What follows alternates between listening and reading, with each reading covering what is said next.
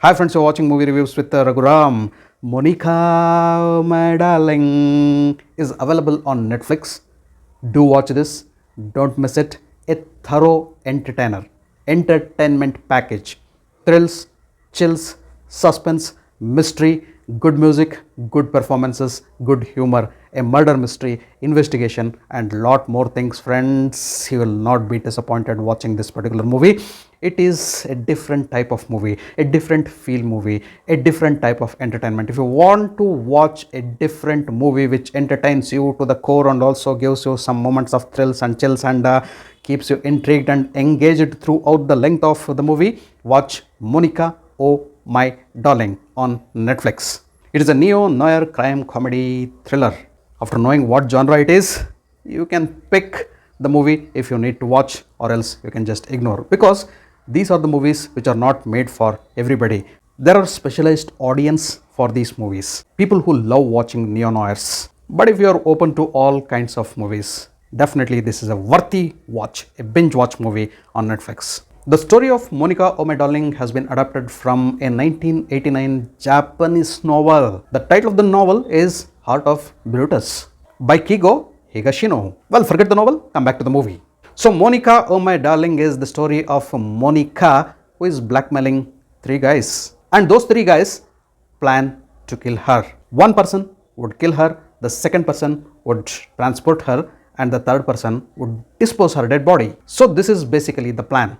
And where the three guys plan and execute this particular murder is simply fantastic and fabulous, and those are the moments of the movie. That was the pick of the movie for me. The blueprint they prepare for the murder and how they follow those steps for a perfect murder is simply fabulous to watch. But for these three guys, the murder of Monica was not a perfect murder at all. When they realize that it was a murder gone wrong, they are simply shaken and torn apart. To make things worse, there is somebody else who has been murdered, who was not at all in the list. And there are many suspects. And to follow this, there are more killings. And then enters a witty police officer for the investigation. And then there is a killer robo. And then there is a poisonous snake. Couple of poisonous snakes, in fact. And then the movie progresses with interesting twists and turns, thrills, chills, and almost everything, and ends up with the mind-blowing climax. The climax of the movie is simply superb. Now, coming to the review of the movie, the story is impactful, very good. The narration is fast-paced, no time wasted, and direction, boss Vasan Bala's direction is simply superb. He has tailored an interesting telltale within 130 minutes. Fabulous watch. The story is not extraordinary, nothing like we haven't seen it before, but the movie definitely has moments, because the treatment given to the story is simply fabulous. In the first half of the movie, there is a big reveal. After that, everything is predictable. The second half is totally predictable. Most of the part is predictable. At a particular point, you are shown who is the killer. You possibly know where the story is going to head, that the story is going to become predictable from here onwards, but still you are invested. Still you are engaged in the storytelling. You want to see how things unfold, how things are connected, how those points are connected towards the climax. And you want to know who is who and what is what in the movie. So even after the point of predictability, the movie still keeps you engaged, hooked and booked. I'll come to the performances at last, but I need to mention about two things. Background score plus background songs. Here there is only one song in the movie, friends. Ye Ek Zindagi, that is a fantastic number. Fantastic number. Apart from that, you have mind-blowing background score. Background music is one of the fantastic and the most important highlight of the movie. So with this background music and background songs, the movie is not only a neo-noir crime mystery thriller or crime investigation thriller, but also it becomes a musical neo-noir thriller, because the background music and the background songs are there throughout the length of the movie, stitched very tightly with the storytelling. And component number two, brilliant cinematography. The dark tone of the movie of a crime comedy or a crime investigation thriller. Fantastic dark tone maintained in the movie. And cinematography is simply brilliant. Blends and gels very well with the background score. The editing is simply superb. The camera shots, close in and distant camera shots, top angle shots, everything is simply fabulous.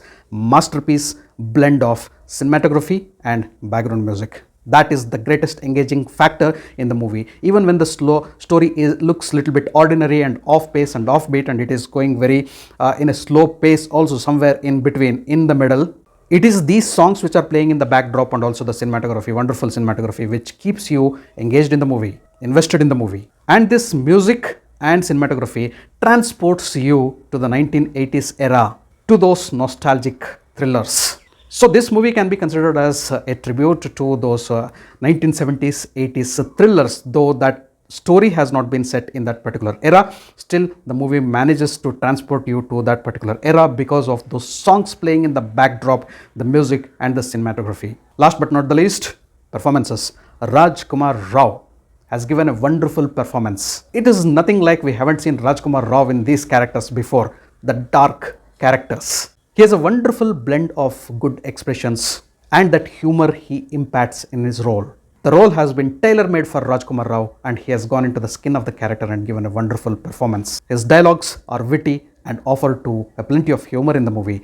Not only his, the interactions, the dialogues, the conversations at most instances are funny. Humor has not been forced. Humor is an essential component and situational in the movie and flows through those one-liners and conversations. Wonderful blend of humor.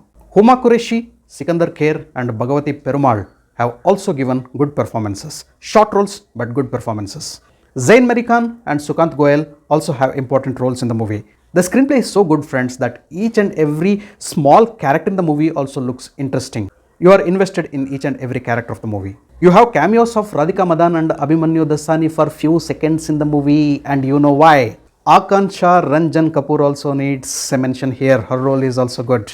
But for me, friends, the pick of the movie is Radhika Apte in that cop avatar. Simply brilliant and fabulous.